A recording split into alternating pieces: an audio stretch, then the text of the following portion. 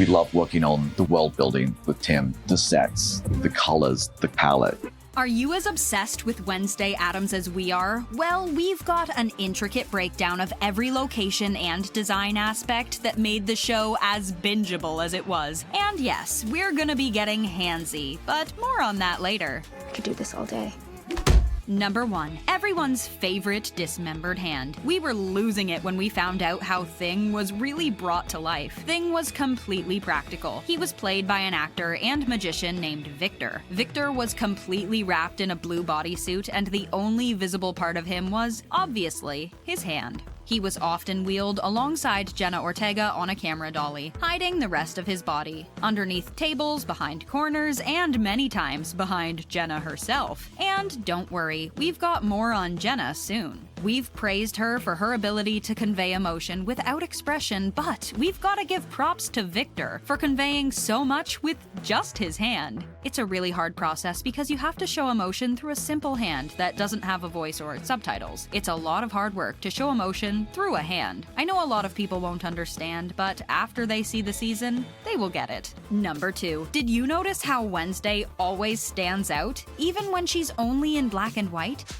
Looks like a rainbow vomited on your side. That was a lot more difficult to coordinate than you would think. Take a look at the extras in the background. You'll never see them sporting black and white. Please excuse Wednesday. She's allergic to color. If you take a look at Nevermore Academy and compare it to the town of Jericho, which was built from the ground up by the production team, more on that later, you can see that color tactic popping up again. In Jericho, everything is bright and colorful. You won't spot anything colored black, except, of course, Wednesday Addams.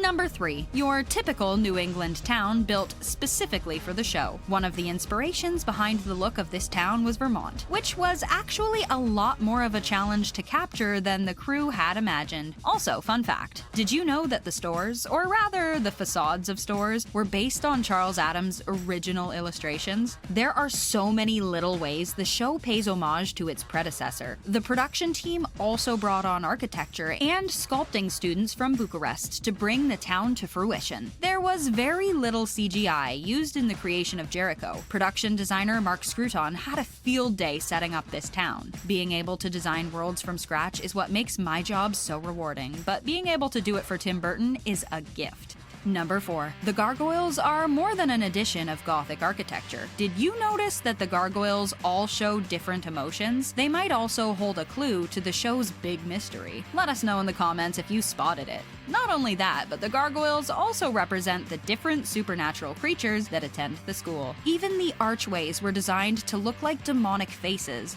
Welcome to the glory. To Pentagon. Number 5. One of the most unique aspects of the show is where it was filmed. You won't see a lot of media take place in Romania. All 8 episodes of the show were shot across 70 sets across 6 sound stages and several locations throughout Bucharest, Romania. One of the major locations used for the Nevermore exterior and aerial shots was Cantacuzino Castle. Mark Scruton envisioned a New England Gothic mansion as the setting for the eccentric school. Special effects were used to build on top of the roof to give it more of that classic Addams Family vibe. If you were to see this castle in real life, you'd realize that it looks a lot more inviting and way less spooky than it does on Wednesday. You will love Nevermore. It's a magical place. Number 6. Let's take a look inside Principal Weem's office. I did send a photograph of myself in my office to my agent and said, "Is this what your office looks like?" This amazing set is actually a historic house and monument built in 1874 that's utilized for Principal Weem's office and the mezzanine right outside. It's located on Victory Avenue, right in the heart of downtown Bucharest. Did you spot the bear in the very back of her office? That's an Easter egg we're gonna get into a bit later. I know the suspense is killing you.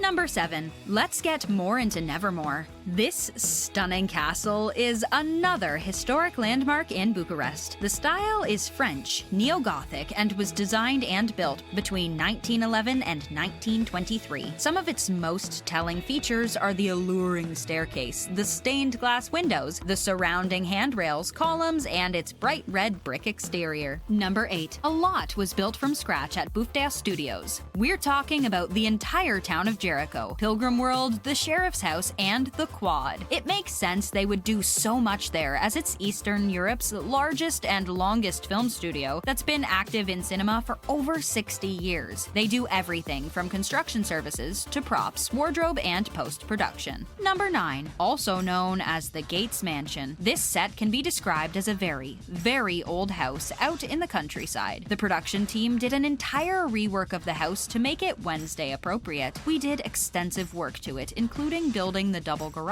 a new entrance and driveway with the iron gates, and breaking down the whole interior to give it the correct abandoned house look. Number 10. There are so many hidden references in the series. Which ones were you able to pick up on? Did you notice the back wall in the weather vane cafe? There are a bunch of metal weather vanes screwed to the wall. They were designed to reference Tim Burton's other movies. Tim was always our first choice for the series Wednesday. Or that the stuffed bear in Principal Weem's office is a nod to the stuffed bear in the Addams Family house in the original show from the 1960s? What about the music? Did you notice the use of the harpsichord throughout the show? That's another nod to the music from the original Addams Family TV show. Number 11. Where the Black Cats took their well-deserved victory.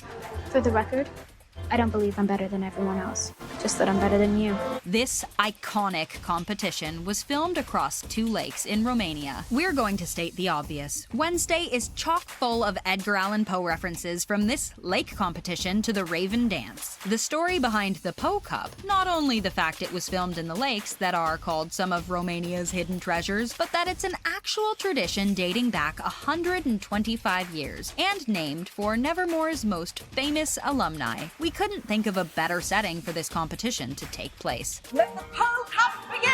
Number 12. There are so many little details in every costume. Did you notice Principal Weem's costume was influenced by Tippi Hedren's look as Melanie in Alfred Hitchcock's The Birds? When it came to the way everyone looked in costume, not one detail was too small. There's a lot to be said about every costume piece, but according to the designer, Colleen Atwood, who is Tim Burton's longtime collaborator, her approach was to simply modernize the Addams Family, but still bring us that hint of nostalgia. With Wednesday, we can nail the iconic look right away with a nod to the original, pointed collar, little print dress, and modernized platform shoes, and then put her in an environment that she totally contrasts with, an American happy time public school. Then you've given the nod to all that's come before.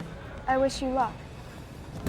We were definitely impressed with the attention to detail and incredible lack of CGI when it came to Wednesday. What did you think about the set design and all the little details we definitely missed our first time around? Give us your thoughts in the comments.